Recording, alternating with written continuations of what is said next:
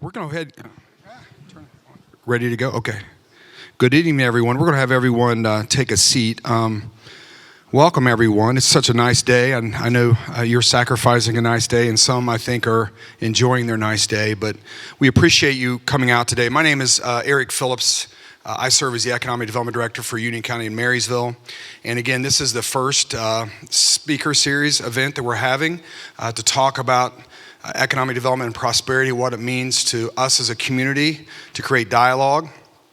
There are a number of different events that are coming up. We will have a slide. There is a QR code here. Yes, I can use a QR code. I figured that out. But encourage you to put your camera up to this, and it will actually go to the website. You can sign up for future events as well. We'll have one in March as well as in April, and we encourage you to participate in that.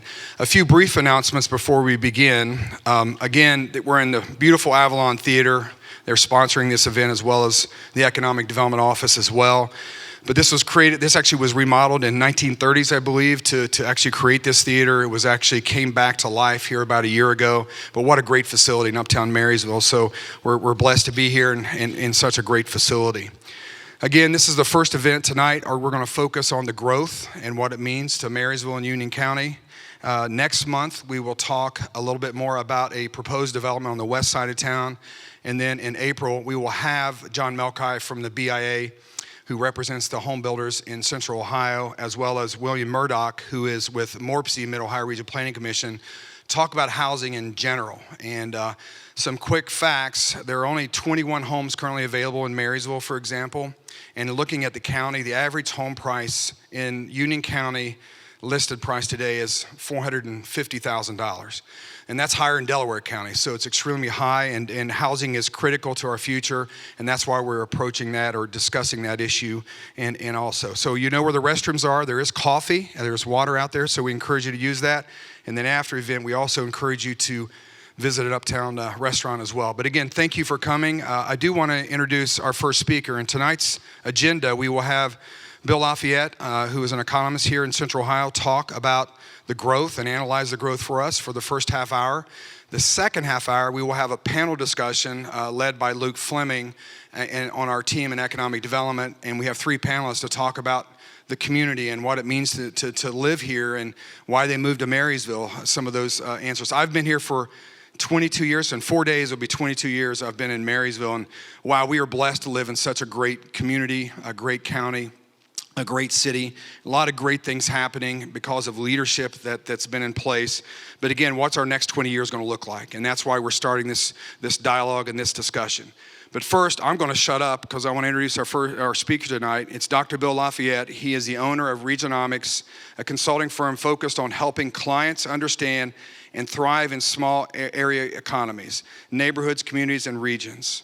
Services that he does include economic development, workforce strategy, economic impact analysis, economic and demographic analysis, and fiscal analysis. Bill brings his work to more than 25 years of experience in economic development and economic analysis in Central Ohio. Prior to Regionomics in 2011, he spent 12 years as Vice President of Economic Analysis for the Columbus Chamber of Commerce, and 4 years with Rickenbacker Port Authority, which formerly managed Rickenbacker International Airport and its global logistics park and foreign trade zones. Now, Bill is a friend of our community. He's done a lot of studies. He understands Union County and Marysville, and he's a great friend to us for many years. So we appreciate it. We want to welcome Dr. Bill Lafayette.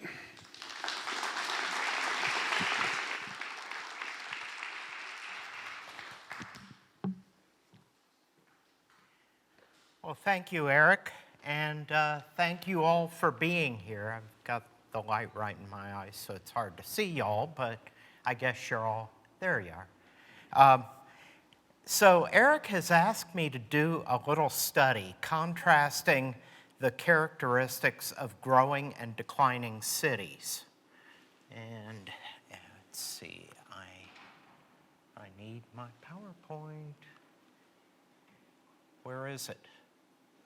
Somebody?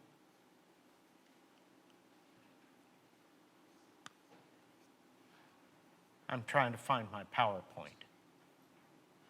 Oh, here it comes. All right. Thank you. All right. Mike Coleman, the longest serving mayor in Columbus history, has often said, if you're not growing, you're dying. The fact is that our entire region is growing, and Marysville and Union County are growing along with it. The Mid-Ohio Regional Planning Commission has just released updated population projections. Okay. Okay. All right. These show that Central Ohio's population is going to be 3.15 million in 20 years, up about 1 million from where we are now. So to do my analysis, I picked 34 medium-sized cities throughout the state, some growing, some stable, and some in decline. To tell these cities apart, I looked at population trends over the past 20 years. So here are the 13 growing cities, including Marysville, and here are the 11 stable or stagnant cities, depending on how snarky you want to be. And here are the 10 declining cities. No way to sugarcoat that. Here are population trends of each of those cities since 1950. The US average is in gray. Marysville's in black. The growing cities are in green, the stable cities are in orange, and the declining cities are in red. Those are the colors that I'm going to use for these cities in all my charts. The black dashed line is Union County. I'm including the county here, but my focus in this speech is on cities rather than counties. The total population of the growing cities overall is up 9 times in 2020 from where it was in 1950. Marysville's population was more than 25,300 in 2020, which is a 6-fold increase from the 4,200 in 1950. Union County's population has tripled from 20,700 in 1950 to 62,800 in 2020, thanks to an acceleration in growth that you can see there beginning in the 1990s. Marysville accounted for half the county's population growth since 1950 and 31% of the total county growth between 2010 and 2020.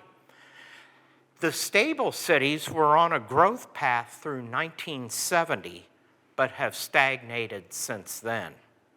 The population of the declining cities also peaked in 1970. Since then, they've lost 20% of their population. So I'm going to look first at income and poverty of these 3 groups of cities. But first, a word about the numbers. Most of my comparisons from here on out are 5-year 2017 to 2021 averages from the Census Bureau. That's the best we can do with most of these cities. Here's average household income. Marysville at $98,900 is a little higher than the national average. The average of growing cities overall is $108,600, and the declining cities average only $53,900, half the growing cities average. Now, for statistical reasons, these incomes that I'm showing you here overstate the amount that a typical household earns. So the households in the declining cities are even worse off than what that $53,900 figure suggests. Low income leads to high poverty. I'm showing you 2 poverty measures here. The poverty level, as defined by the federal government, laughably understates the amount that a person needs to be self-sufficient. So economists typically focus on the percentage of people earning less than 200% of the poverty level. And those are the hatched bars to the right of the solid bars, which are the poverty rates. 15% of Marysville residents are below 200% of the poverty limit, about the same as the rate in the growing cities. The stable cities, though, are as bad off as the declining cities are, with more than 40% of their residents in economic difficulty. Labor force participation and employment are certainly part of the explanation for these income and poverty differences, as is the education level of the labor force. 62% of Marysville's adult population is in the labor force, either working at a job or actively looking for one, about the same as the national average. That compares to 68% in the other growing cities. On the other hand, fewer than half the adults in the declining cities are in the labor force, either working or looking for work. Marysville's 3.5% unemployment rate over the period 2017 to 2021 was equivalent to that of the other growing cities and much lower than the 5.5% national average. The stable and declining cities were both around 7% unemployment. One measure of workplace skills is educational attainment. 93% of Marysville's population, 25 and older, has a high school diploma, not much different from the other growing cities and higher than the 89% national average. The stable cities match the national average, but 1/4 of the adults in the declining cities have not finished high school. One reason why labor force participation in those cities is so low is probably that the folks without a high school diploma lack the skills that employers need, and so they've simply given up looking. Something that the Census Bureau has never closely tracked, though, is licenses and certifications. And that's really too bad. A certified electrician or welder or plumber with a high school diploma is a very different category than somebody with just a high school diploma, and much more highly prized by employers. Differences in the percentage of college graduates are even greater. 31% of Marysville adults have at least a bachelor's degree, a bit less than the 34% national average. The average in all growing cities is 42%. It's 20.5% in the stable cities, but only 12% in the declining cities. Now, some of the young people in the declining cities are certainly earning college degrees, but they often can't find opportunities in their hometowns, and so what do? They leave.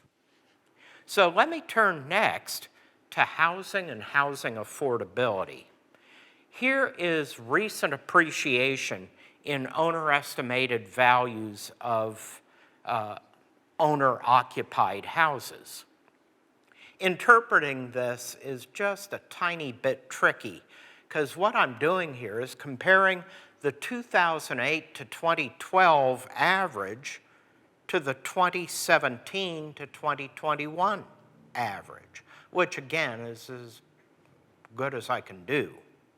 In any case, the US average is greater than just about any place in Ohio, because that average includes cities on the coasts, where house price inflation, as I'm sure you're all aware, is totally insane.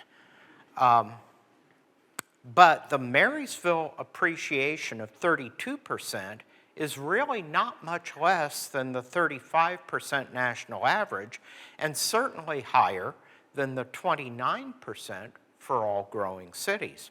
But at the other end of the spectrum, houses in declining cities, by and large, are up only 3%.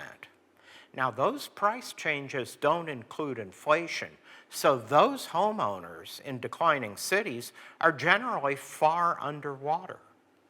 Apartment rents in Marysville were lower than those in other growing cities. $1,050 during 2017 to 2021 compared to $1,250 in the other growing cities. They were $800 in the stable cities and $750 in the declining cities.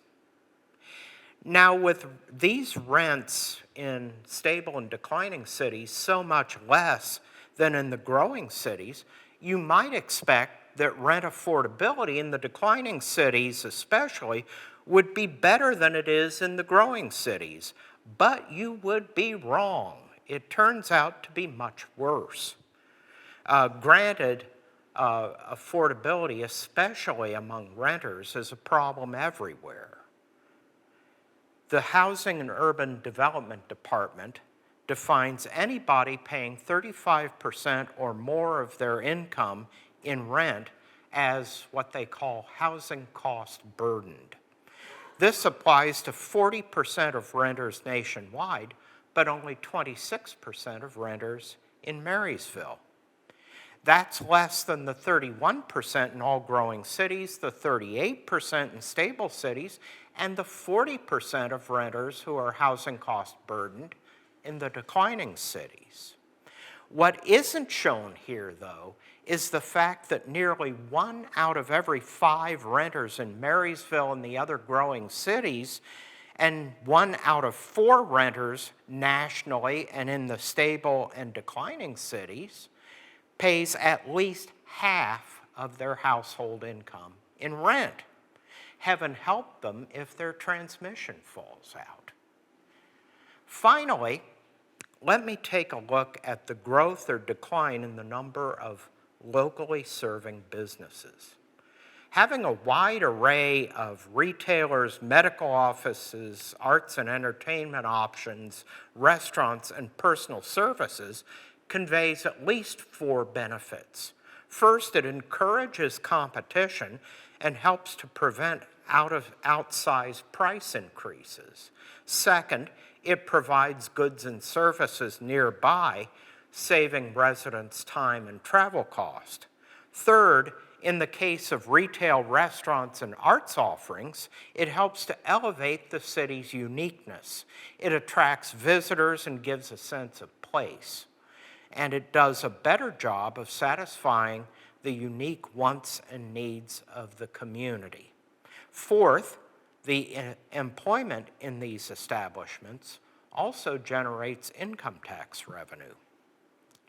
These benefits, or these businesses, generally satisfy a local market, be it a neighborhood or a community. The number of these locally serving establishments can only increase meaningfully if the market is increasing in size and or income. In a stagnant or declining market, individual businesses can only grow or survive by taking customers from their competitors. Now, these totals that I'm going to show you come from a different Census Bureau source. They apply to March of a given year rather than the multi-year averages I've been forced to share up to now. So what I'm doing in every case is I'm comparing March 2001, just as that year's mild recession was starting, to March 2020, just as the pandemic was starting. Unfortunately, 2020 is currently the most recent total available. First, here's the 19-year change in retail establishments. Retail establishments in general have not done well over the past 20 years, thanks to the Walmartization and more recently the Amazonization of America.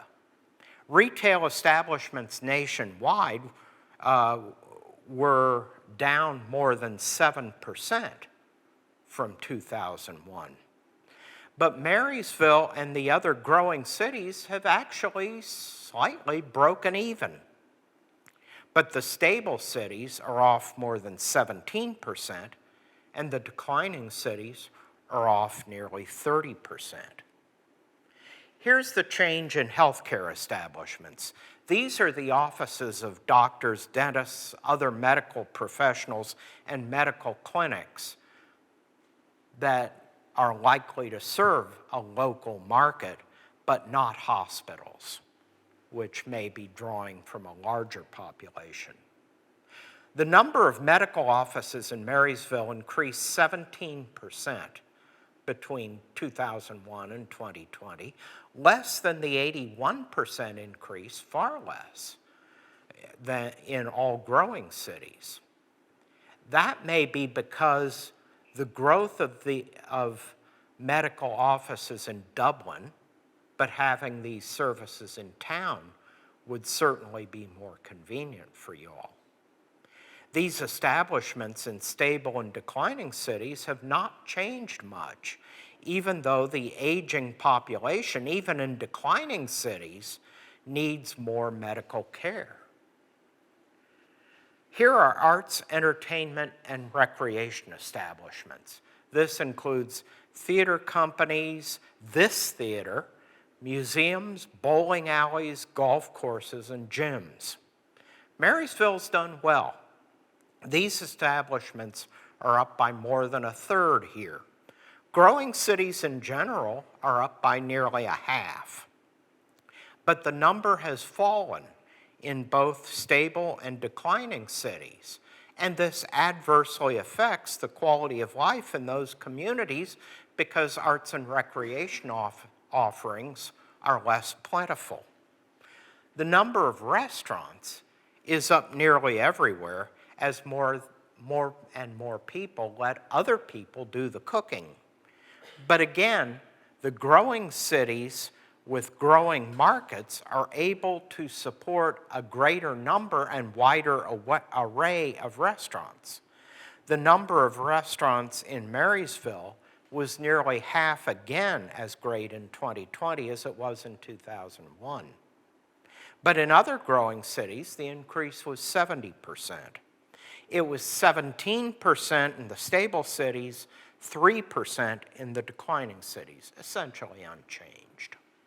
Finally, here are personal services. This includes a wide assortment of businesses: barbershops, beauty and nail salons, day spas, tattoo parlors, diet centers, funeral homes, laundries and dry cleaners, and pet care services other than veterinarians. So doggy daycares and grooming and that sort of thing. Marysville's up slightly, but other growing cities are up 35%. Stable and declining cities have lost these businesses.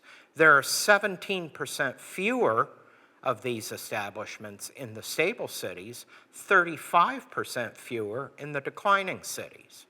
Now, this in particular forces me to confront a point that I've been skirting up to now. The number of locally serving businesses has not been increasing as rapidly here as it has been in other fast-growing cities. There are three possibilities for this that I can think of. It might be that people's needs are being met in nearby cities, such as Dublin. But some of the fast-growing cities, such as Grove City, Huber Heights, and Perrysburg, are close-in suburbs, much closer to large population centers than Marysville is. It might be that Marysville was oversaturated with these businesses 20 years ago and the market has adjusted. Or it might be that there are unsatisfied needs here that entrepreneurs could meet by opening new and different businesses.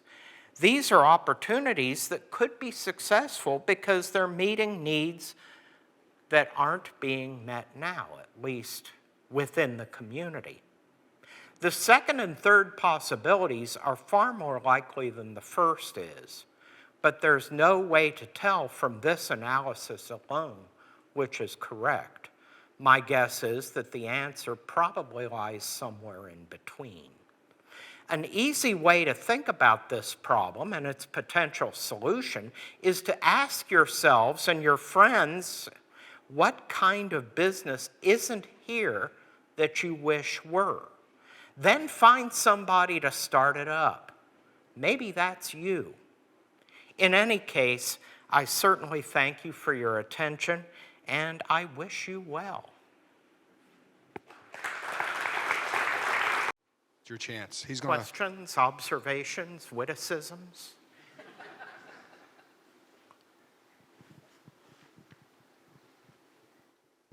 Hey, Bill, I'd have a question. Yeah, Yeah, of course. Michael Salvador with American Structure Point. Bill, in your analysis of growing, declining, and stable cities, I know you probably didn't look at it directly in the data, but what's your sense about the manufacturing industry? What changes have you observed in manufacturing jobs and maybe even production across those three city categories? Well, I didn't look particularly at manufacturing. This is just kind of a preliminary analysis. But just thinking off the top of my head, manufacturing is certainly more prevalent in many of the declining cities. I mean, just think of the list. And it's certainly very prevalent in my hometown of Springfield. Over the past 20 years, manufacturing has, on balance, shed jobs, especially between 2003 and the recession in 2007. And that's certainly part of the explanation. It goes back to the makeup of the local community. But the point remains that growing cities support businesses and quality of life to a much greater extent than declining cities do. How we fix that problem is something I've thought about a lot, but we probably don't have time to talk about it now. Good question. Manufacturing is so important to our future and has been, and I think we've been lucky to have successful companies that are here, such as Honda and Scott's. I go through the whole list. I hate mentioning, but they mean so much to us in our future. Marysville's certainly an outlier. Yes, we're blessed. We actually, there's 26,000 people that commute in the county every day, and only 22,000 that commute out. So we're a net gain every day. I think it's very unique to all the counties around Central Ohio that we gain people that work here every day, and that's actually a huge win for us to have that. But I also want to comment that we take that for granted sometimes too, and understand that we're one line item in Honda in Tokyo in a lot of ways when you look at that line item, and don't ever take Honda and some of these companies for granted. Another question. I have a point on that I want to share, and that is that we're worried a lot these days about people who are working from home and paying their income tax to where they live rather than where they work. That's something that Columbus and cities like Dublin are very worried about.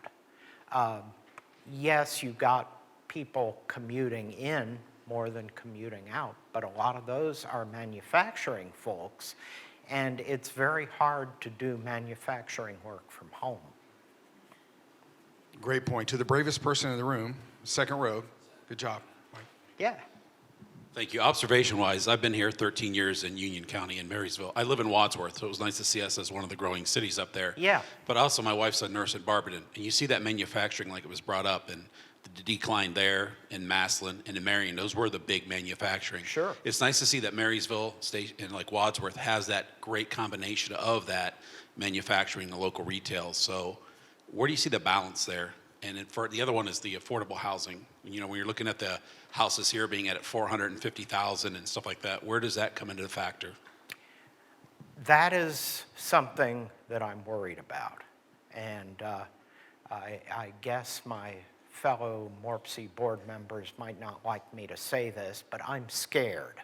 I really am. With Intel coming in, Honda gearing up, and so forth, it is going to be a very heavy lift to build the housing that we need. And Intel has said they're going to build between 6 and 8 more fabs over the next decade. So there could be 18,000 people working there. But that only happens if we remain on our best behavior and deliver the workforce that they need. If we can't do that, they will build their fabs somewhere else, and they may even close the ones that they're going to open in 2025. It's something that we really, really have to take seriously. We've been underbuilding housing for at least the last decade, and I have charts to show it. Yeah, in last year, the region only built 12,000 housing units. That's multifamily and single family.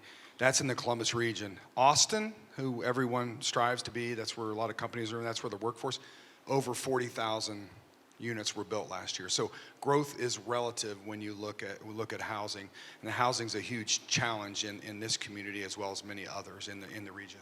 I have just been forwarded an article that I believe goes over all the things that Austin has done wrong. And so I haven't read it yet. I haven't had time. I'm going to read it this weekend. I'll pass it along to Eric. In no way am I'm presenting it to grow by 40,000 homes per year by any means. I'm just saying we're underbuilding. We're way yeah, underbuilding. The other problem we have here locally, and so everyone understands, we have on average, over 9,000 jobs that are unfilled within a 20-mile radius of Marysville. And that's been true for the last 2 or 3 years. So employers cannot get bodies to fill those positions. And to that point, that's a huge concern as we move forward. We just don't have bodies to fill those positions. You all experience it where you work, and if you employ people, you understand that. Another question. Any other questions? Yes, one more. We have time for one more. This necessarily isn't a question, but it's an observation. You threw out 2 numbers, the 18,000 people that over the next 10 years that could work at Intel. And then MORPC is projecting, I think it's over a 30-year period of time, 1 million people in Central Ohio. Yeah, I just want to point out 3.15. that Intel, rightfully so for the investment, gets a lot of publicity. But that 18,000 people is less than 2% of the projected growth over the next 30 years. So this housing crisis and these people are already coming, and it's already here. Something like 82% of all jobs that were created in Ohio over the last 20 years were created by companies that are already in the state. National panel, actually moderated by Luke Fleming in our office. I'll turn it over to Luke, and there's a good reason why I'm not the moderator here. You already know why, because I'm old. Can everyone hear me okay? Man, it is bright up here. Okay. Well, good evening, everybody. To Eric's point, I am Luke Fleming. I'm the Development Services Manager with Union County, Marysville Economic Development. Tonight, we are so stoked to have our 3 young professionals here. Just excited to have them tell you all their story, kind of their daily lives, and how growth and development and prosperity has impacted their personal lives and their professional lives as well. So, further ado, we'll get started here. And actually, sorry, sitting on the mic here. There we go. Brief introduction, our young professionals up here, we've got Hannah Brown, Allison LePage, and Zeke Bolin, and I'll just kind of have them explain to you and talk about a little bit about themselves and their professional lives and their personal lives. Yeah, so I'm Hannah Brown, and I am the Director of Business Planning and Growth for Memorial Health. I've been with the organization since 2013 and have lived in Marysville since 2018.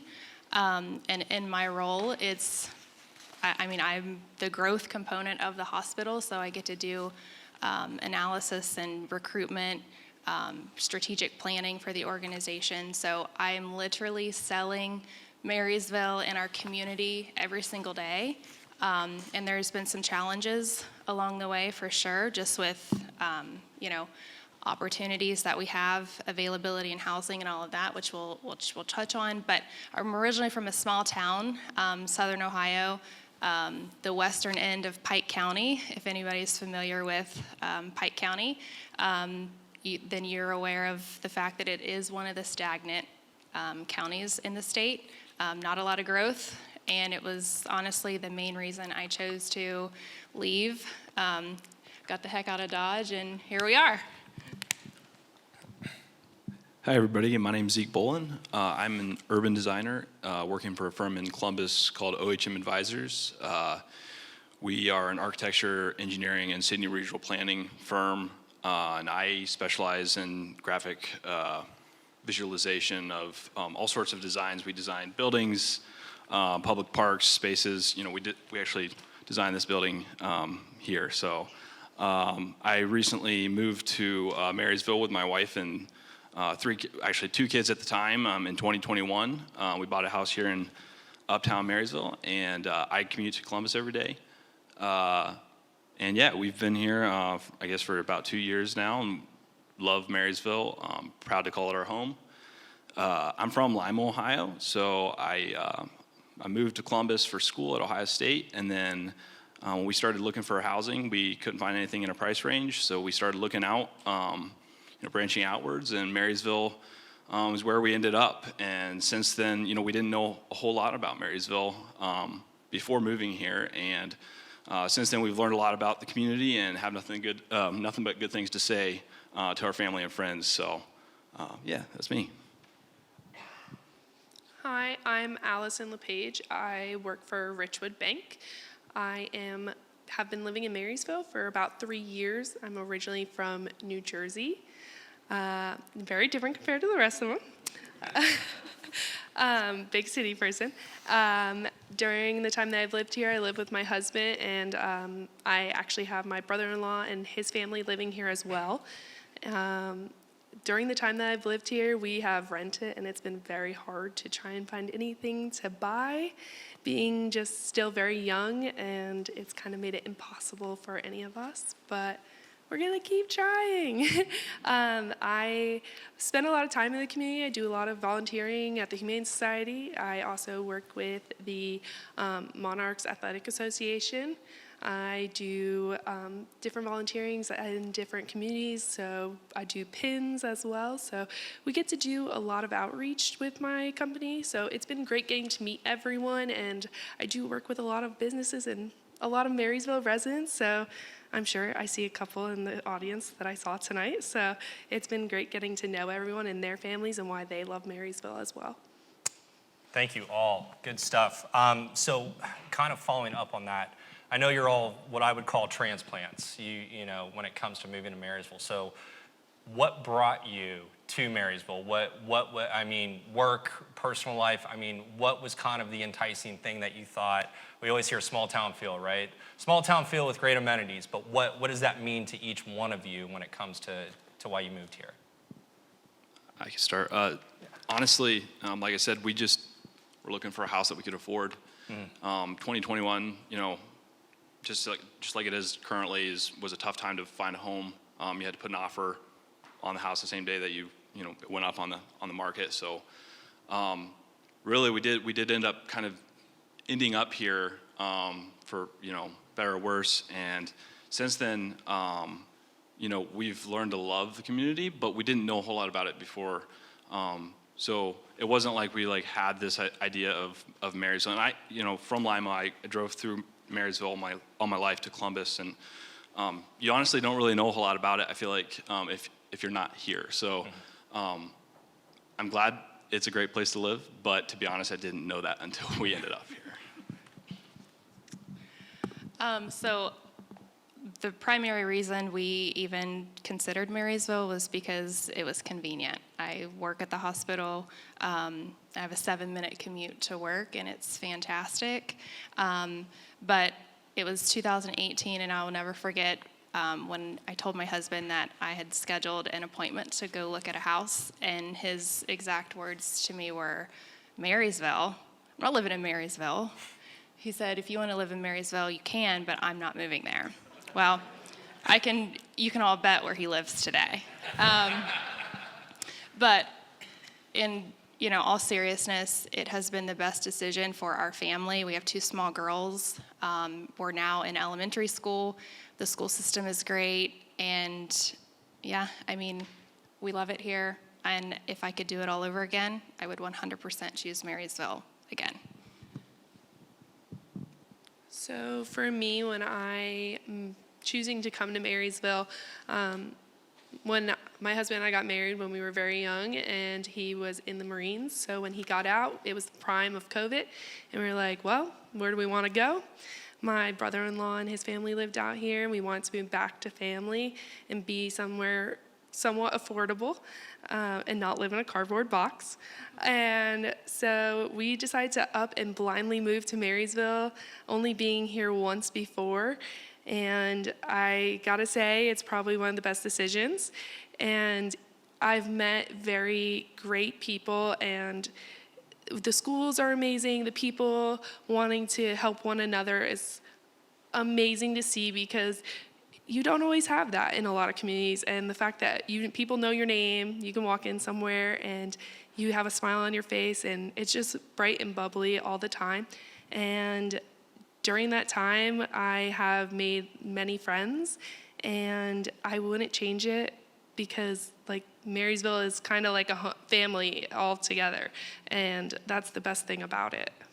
So we know, you being from New Jersey, you miss the traffic the most, right? That's what you miss? When I say Yeah. I have a heavy foot and Yeah. I like my horn, and Yeah. you'll see me with my hands flying in the air half the time. I was going to say, are you a Jersey driver where the hands are up here all the time? And you're... My husband says I switch modes when I enter back into New Jersey. I have my Ohio driving, and then I have my New Jersey driving, and he's like, you got to go back to the Ohio because you're a little scary. I'm like, your road rage comes back out. I'm like, yeah, it's so true. Absolutely, absolutely. So with all that being said, when it comes to development, it comes to amenities, and now that you all have acclimated to living here in Marysville, I mean, what are positives, negatives? What's your outlook of the community aside from, hey, we love it, our family's here? I mean, when it comes to your daily lives, how's it impacting you from a positive or negative standpoint in terms of your move? So for me, we've lived in an apartment since we've moved here, and obviously prices of homes and apartments are just skyrocketing, kind of making it impossible to find something within our price range. As they said, the average home is about $450,000. Obviously, being only 25, that's not a typical income for a young couple. So for us, it's kind of made it impossible. When we first started looking, we saw a house that was one of those where it goes up on a Saturday, you can see it, and you have to have your offer in by Sunday. We were the first people in the house, and before we even walked out, someone put $20,000 over asking. Kind of deters you from wanting to keep looking. And for us, like, you can only take so much, and for us, it's a safe area, and we always want to build somewhere, and when you have a family and you grow and your kids go to school, you want them to come back. So for us, we want it somewhere that we can grow as individuals, but also for our kids that want to come back, and part of that is our community building and growing to be able to house them, let alone their needs and their families' needs as well. Yeah, I'd say personally for my family, we've been fortunate enough to experience some of the benefits of growth. Living here in Uptown, it's, nothing like I've ever experienced before, being able to walk around and, go to all the shops and restaurants and, enjoy places like this theater here tonight. And, being a homeowner, selfishly, the property values going up, that's definitely a positive. See, the community, I'm not a super outgoing person, and neither is my wife, but we've felt it very easy to get connected with people. It's just an overall warm, charming feeling with Marysville.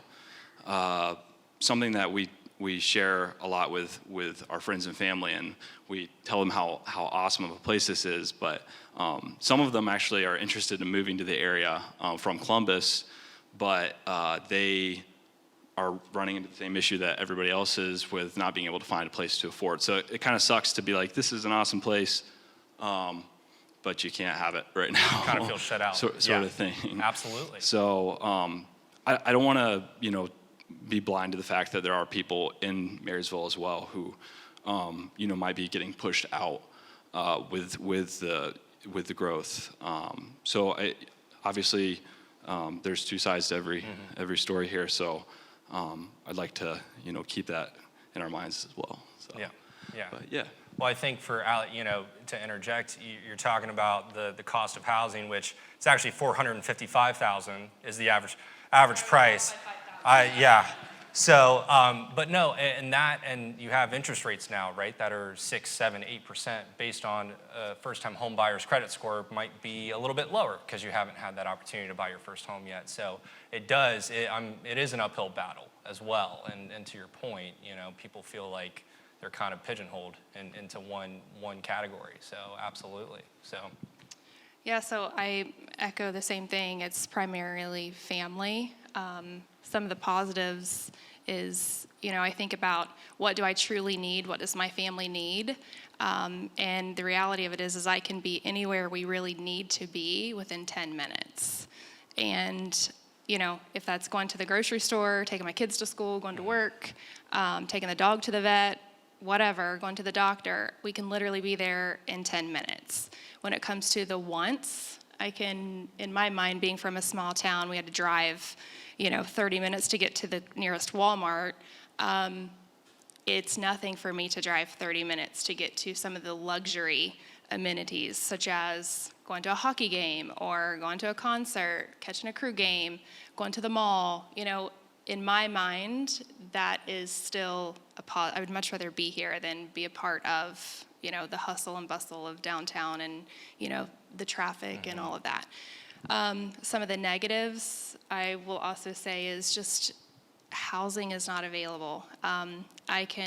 Within the past 2 years, I've hired 15 new providers to work here at the hospital, and, I can recall 2 instances. I have a physician that she's been with us for over a year, and she just broke ground on her house out on 42, close to Plain City, in the New California area, last month.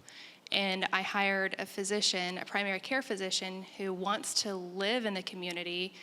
She wants to live where she practices, and I heard her a year and a half ago, and she's yet to find a house, and she doesn't start with us until August of this year. So that just goes to show, that housing is an issue. And to Allison's point, I struggle every day. I'm an only child, and I had to move away because there just wasn't opportunity for me there.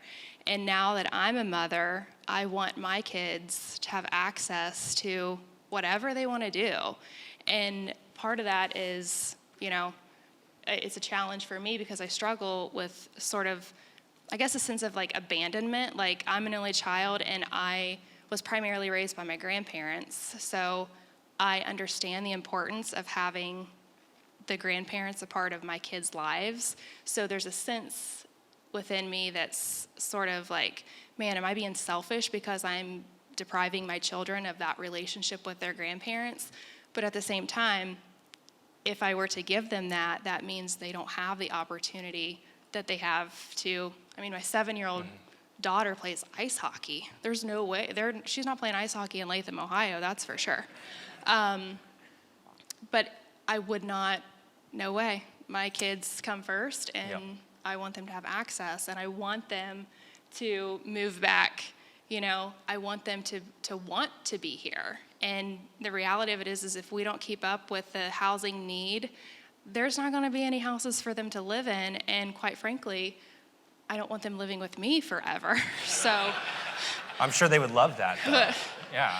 I love them to death, but at the same time, we got to draw the line somewhere. Yeah, absolutely. So, and kind of after hearing what Bill has in terms of statistics and how kind of the trajectory we're on in terms of that growth and prosperity, How do you all see that impacting, Hannah, you talk about future with your children. I have children, so I kind of think that way as well. So how do you see the next 2, 5, 10 years, how this all kind of plays out on the trajectory we're going now with Intel moving in, now with Honda battling on the EV front, and a lot of investment happening in the region? How's that play into your minds? Yeah, for me personally, I think we have to really understand the data and ask questions and think a little bit more outside of the box when it comes to our youth and the future generations. I understand that growth may cost us a little bit more now, but if we don't do it now, it's going to cost our children who knows how much more. I mean, we run into that with development. If you do a project, we're looking at, building a medical office building and, instances like that where inflation is just through the roof. What's it going to be if we don't keep up with it? And then it's the responsibility of our children. I understand the concept of growth, but I think we have to use the data strategically and ensure we are growing healthy. We're implementing healthy growth as opposed to growing to just grow, because it's what everybody else is doing. It's important for us to keep a finger on the pulse of what's going on around us. The adjacent counties around us, they're growing. There's a reason they're growing. And if we don't keep up with that, then we are going to be one of the stagnant counties in the future. So Yeah, we're kind of in a peculiar spot, right? Because Delaware County is the fastest growing county in the state. Union County is the second fastest growing county in the state, right next door to each other, and it's kind of playing off one another. So yes, it's interesting.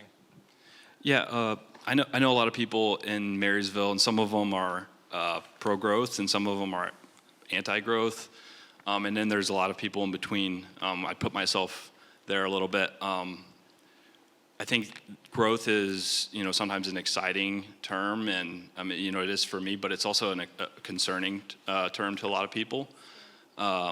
So I think, getting the community on board with growth and what that growth looks like is going to be very important for our community to kind of move forward together. I think part of doing that is explaining to them how local government and kind of the governing, the system that controls or manages the growth, how they plan to kind of implement some of the data that we've heard tonight, and again, in a healthy way, not losing the identity that Marysville, that makes Marysville such a great place to live, this small town charm or whatever. It's hard to balance that with growth, I know, but I think there's definitely healthy ways that, looking at other communities that have kind of gone through this before us, how they've managed that and ultimately grown into a community that is better than what it is currently. So I think just helping synthesize some of the data tonight would be helpful because, I'm not a numbers person, so maybe it's just me, but sometimes it's hard to understand how those translate to, the real world and development. So. Yeah. It's and that's the tough job, right? Is us trying to figure out that equilibrium of $455,000 for first-time home buyers is too much money. So it is supply demand. It is a lot of fine tuning, but at the same time, with 9,000 jobs open within a 20-mile radius, it is a lot of balancing as well. So it does put people like yourself, Allison, in a tough spot because, and people you want to share the community with. Well, I think one of you said it earlier, where if people don't have an opportunity to move here, it's hard for them to fathom how great of a community and how great of a county we live in. So, yep. So for me, I would say that I work for a really small, what I call a small company. With Richwood, even though we have grown significantly over the years, we still want to be that small community bank feel when you walk in, that we all know your name, that we all have a smile on our face, we're always happy. And part of that, even though we're growing, as a community, we can find the correct ways to do it so that we still feel that way. Like, just because we're growing does not mean that we cannot still be selfless, that I have found that we can be. So part of that is like, we, as individuals, if we want to keep it that way, we individually can also work to keep it that way. And when we as individuals, we're all in very different positions, and part of growing is just part of life. We all different stages of our lives, and it's never going to be exactly the same as it was. We've all moved from our parents to our individual homes to getting married to having children, and each stage is a little bit different, a little bit scary, but part of that is just, that's life. And we always make it our own. So if we are willing to help out not just ourselves but others and continue to grow, it's not just our community alone, but the neighboring communities like Richwood or Mechanicsburg. They don't have the luxuries that we have here. They don't have a Walmart. They don't have the pharmacy that I can literally just walk up to and be like, hey, I need allergy pills, or I need a Benadryl, or I need ibuprofen. Like small things like that, where if we don't continue to grow, then they don't have the access, and they're going to be driving even further as well. So real quick, not to put you all on the spot, I've heard smart growth. I think everyone said smart growth, right? We need to grow smart, we need to grow smart. What does that mean to you all? What individually, what is smart growth in your mind? Because Union County is growing roughly over the last year about 1,000 people, right? So 3 people a day, 1.3 people in the city of Marysville. What's manageable, what's smart, what's too much growth? How does that play into how you guys define it? So for me, I feel like smart growth is, yes, we need to build homes to keep up with the amount of people coming in, whether it's outsiders like all 3 of us, or if it's our children coming back. And part of it is that you can grow within a normal range, and instead of just building to build and then having too many homes and not enough people, and that's when we start becoming declining, is that we don't have the population to supplement for how much we're building. So as long as we're building within a correct range of what we need and make it so that it's not causing a deficit in our finances or our community, then I think that is what falls under the smart realm. I want to, be clear that I know that there are currently, efforts to make sure that we are growing healthily. I think it's more making people aware of those, the local government, the process, what it means when a development comes in, like what do they have to go through, design review board, planning commission, all that stuff. The things are already there. Hopefully those groups are doing their job to make sure that the type of developments are something that our community needs. It's not just any old development that wants to come in. We need to filter some of that. I think with housing right now, we need more. There's not a whole houses are houses. So I would say in that realm, it's build more. Is probably a little bit more of a blanket strategy than in other areas, commercial industry, stuff like that. But I think that it's happening. In my 2 years of being here in Marysville, I've definitely seen efforts from the city to make sure that we are growing and improving and making this place a better place. I'm from Lima. And there's a stark difference, one of the declining towns, there's a stark difference between how the city here in Marysville approaches development than there in Lima. So I really appreciate, what we are currently doing. I think it's just building on that and making people aware of kind of what is happening behind the scenes, sort of thing. Good stuff. So I'll be quick because I think it's really simple. I think smart growth starts with asking questions and being receptive to what others have to say. It means our community asking questions so they can understand a rationale behind, why are we getting a second Chipotle, or, do we really need a Target store? You hear stuff like that all the time. But it really starts with just asking questions and understanding what people want and what they need. So. Great. Well, thank you all. I mean, to hear 3 different viewpoints, 3 different circumstances, I think it's great for all of us to understand, because you guys are a small cataclysm of what's going on in our community, right? You guys, I kind of look at it as boots on the ground. Eric, myself, Savannah, our team loves to talk with everybody because we're trying to just understand everyone's position, everyone's daily life, because it differs. And, the smart growth, like I said, it means something different to everybody. So we always like to know what that entails to everyone. So I'm going to pull up. Luke, maybe we could ask maybe some questions. Yeah, just a really, few, really yeah. test them here about questions. Does anyone have a question for our panel? Everyone's asleep. Everyone's asleep? We did such a good job, there's no questions. No. Any questions? Seriously. Oh, Mike has a question here. So the question is, we have a great hospital, we have a great police department, fire department. What are the plans for the hospital maybe for more growth? And Hannah is the right person to answer that question. Yes, it's actually planned within the next few years, I would say. It was part of our 10-year strategic plan this year, but we just have to really be able to justify, the growth. We have to have houses, we have to have people to be able to support that growth, but for sure, that is one of probably the next strategic capital projects that we embark on, is an expansion of both our emergency department and our imaging department to accommodate that growth, for sure.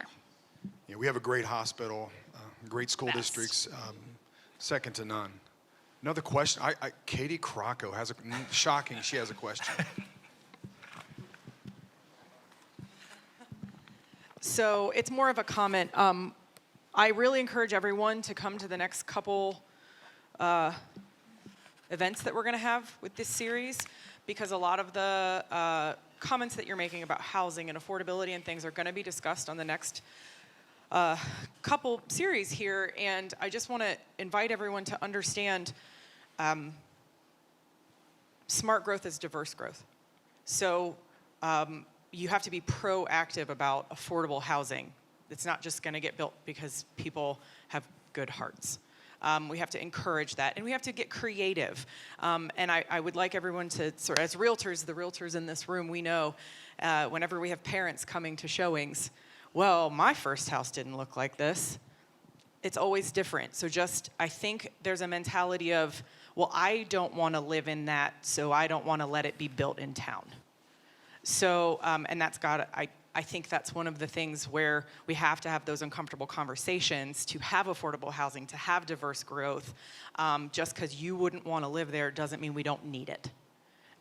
So I really encourage everyone to come to the next couple things, because the housing it's huge. And those of us with boots on the ground trying to sell you a house, trying to get you your offer the day it came for sale, we have a lot to say about it. And creative thinking, and that's where I think everyone in the community, that education, ask questions, ask the experts in the room, and that's what these next 2 panels or this whole summer is going to be about, is asking those questions. Thank you, Katie. Great comment. The question, Donald has a question. Eric's getting his workout in. So Donald Berger here. For anybody that doesn't know, I am the Ward 4 City Council member for the City of Marysville. My degree is also in Regional City Planning and minor in Public Administration from the Ohio State University. So it's always good to hear, people's, and your presentation was very well stated. The definition of urban planning is to curb, smart growth is to curb sprawl, the out of control of sprawl. And cities can no longer afford to build out. Cities have to build up, and which is why big cities, because when it comes to building out, cities have to pay for water and sewer and workers to pay for the roadways, and cities just can't afford it anymore. And so I think when, older residents, I believe, especially in my ward, I have sometimes, even as a young resident and a young council member, I have sometimes heartburn with the word of growth, because I see houses and buildings in our uptown that are literally vacant to a point where they're crumbling and falling into disarray. And so I think when it comes to, this is just observation, and this is how a lot of people feel. They're not really anti-growth. They want to preserve what they like about the community before it's gone. And so when we talk about growth, there's that boundaries of, we have so much unutilized space within the city limits as already there. And it takes people with creative minds as councils, economic developers, and obviously allocating public funds to ensure that those spaces are getting the well-deserved attention, but also building what people are talking about with affordability. And affordability is close proximity to hospital, close proximity to school. It's not just the word, we just need to build affordable housing, just to build affordable housing and say we're doing something, but it's connection to parks, and grocery stores and those kind of things. So I just wanted to bring that to everyone's, attention too as we talk about it. And no, I appreciate that. Donald and I are neighbors here in Uptown. So, and I appreciate your example of taking an older home and preserving what makes our Uptown such a beautiful place. My wife and I are currently working on our fixer-upper, 1911 fixer-upper ourselves, and I agree with that. Preserving what we have here is super important. I also think with smart growth, I'm not able to define that like super clearly, but there's examples of other cities that like you can look at the city and be like, we want to be that. What did they do to get there, or what are they doing to be that?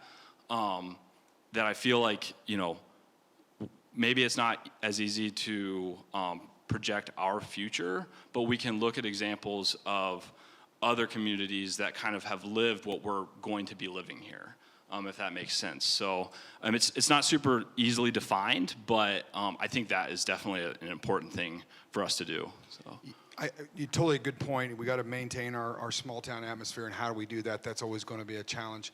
I would point out that 21 homes that are available in Marysville, 19 of them are new builds, so there's not a lot of stock that's currently available, so that's just something to comment as well. And I think we're going to close here because we promised an hour, a little bit over. Luke, I'm going to kick it back to you for closing, of course. All righty. Well, again, thank you all. Just a round of applause for our panel here. Thank you all for coming out. Appreciate your time. But the point's been made numerous times before tonight as well.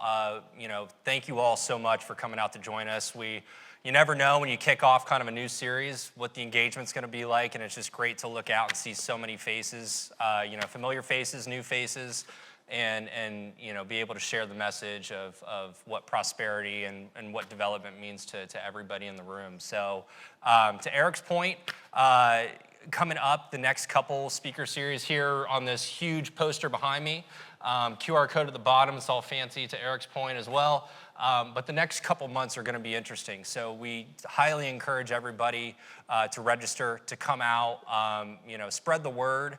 The more we can grow these events, the more we can have a dialogue, have different opinions about what prosperity, what growth, what development, what it all means to everybody. And we've heard it tonight, share the data, share the facts. So March 22nd, we'll be having Scott Mallory come out to just talk about the Stillwater Farms development from a more kind of ground level, boots on the ground type approach. And then April 19th will just be a housing discussion as well. So you can register on our Union County website, economic development website, and like I said, there's a QR code floating around. So if anyone ever has any trouble registering, just let us know. We blasted Eric's email on the side of this thing so he can get bugged.